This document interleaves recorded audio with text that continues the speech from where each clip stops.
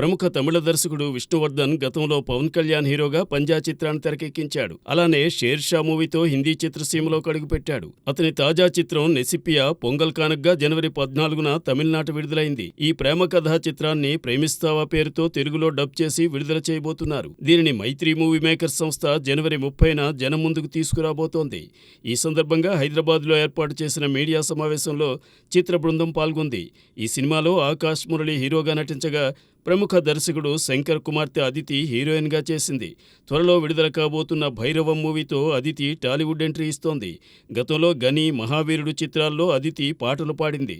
తమిళంలో మాదిరి ఈ సినిమాకు తెలుగులోనూ చక్కని ఆదరణ లభిస్తుందనే ఆశాభావాన్ని దర్శకుడు విష్ణువర్ధన్ వ్యక్తం చేశాడు.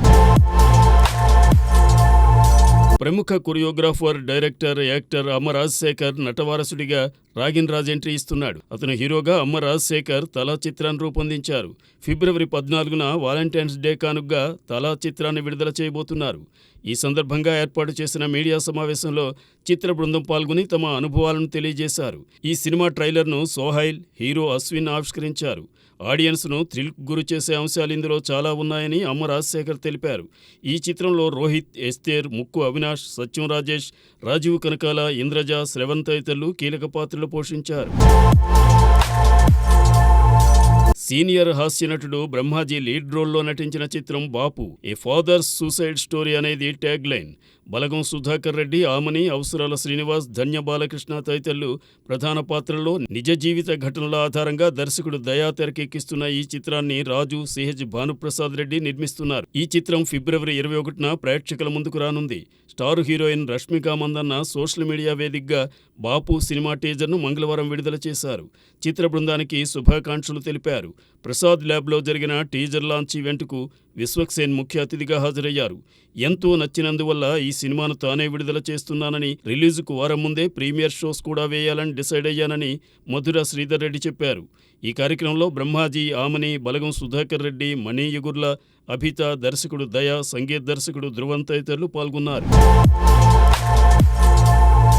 కన్నవారిద్దరూ నటనలో రాణించిన వారే కాబట్టి శృతి హాసన్లోనూ యాక్టింగ్ జీన్స్ ఉన్నాయి. అందువల్ల శృతి హాసన్ను నటిగా మారకుండా ఏ శక్తి అడ్డుకోలేకపోయింది. గ్లామర్ డాల్గానే ఎక్కువగా కనిపించిన కొన్ని చిత్రాల్లో నటనకు ప్రాధాన్యమున్న పాత్రలు ధరించి అలరించారు శృతి హాసన్. టాలీవుడ్ యంగ్ స్టార్స్తో ఆమె సాగిన తీరు భలే జోరు చూపింది. తన తండ్రి తరం హీరోలైన చిరంజీవి, బాలకృష్ణ సరసన నటించి అబ్బురపరిచారు శృతి. ఇలా ఎటు చూసినా ఆకర్షించడమే తెలిసిన శృతి హాసన్ హొయ్యిలు చూసి అభిమానులు ఆనందంతో చిందులేస్తుంటారు. జనవరి 28న పుట్టినరోజు జరుపుకున్న శృతి హాసన్ మరెన్నో విజయాలు సాధించాలని అభిమానులు, శ్రేయోభిలాషులు ఆశించారు. మరి రాబోయే రోజుల్లో శృతి హాసన్ ఏ తీరున మురిపిస్తారో చూడాలి.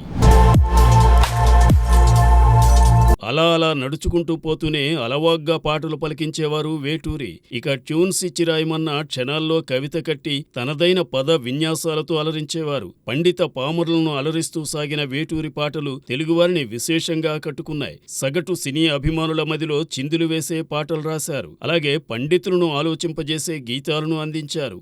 ఒకానొక దశలో ఆనాటి మేటి హీరోలందరి చిత్రాలు వేటూరి పాటలతోనే విజయ తీరాలు చేరుకున్నాయి. తన ముందు తరం కవులను ఆదర్శంగా తీసుకుని వేటూరి తన సాహితీ సేద్యం చేశారు. నటరత్న ఎన్టీఆర్, కళా తపస్వి కె విశ్వనాథ్ ప్రోత్సాహంతో వేటూరి తెలుగు చిత్రసీమలో జైత్రయాత్ర చేశారు. అప్పటి వర్ధమాన కథానాయకుల చిత్రాలకు వేటూరి పాటలు ప్రాణం పోసి వారికి విజయాలను అందించాయి. తెలుగు జనం ఏనాటికి మరిచిపోలేని మధురం పంచుతూ సాగారు వేటూరి. జనవరి 29న వేటూరి జయంతి. ఈ సందర్భంగా వేటూరి మరపురాని పాటలను మననం చేసుకోవడం అభిమానులకు ఓ సంప్రదాయంగా మారింది.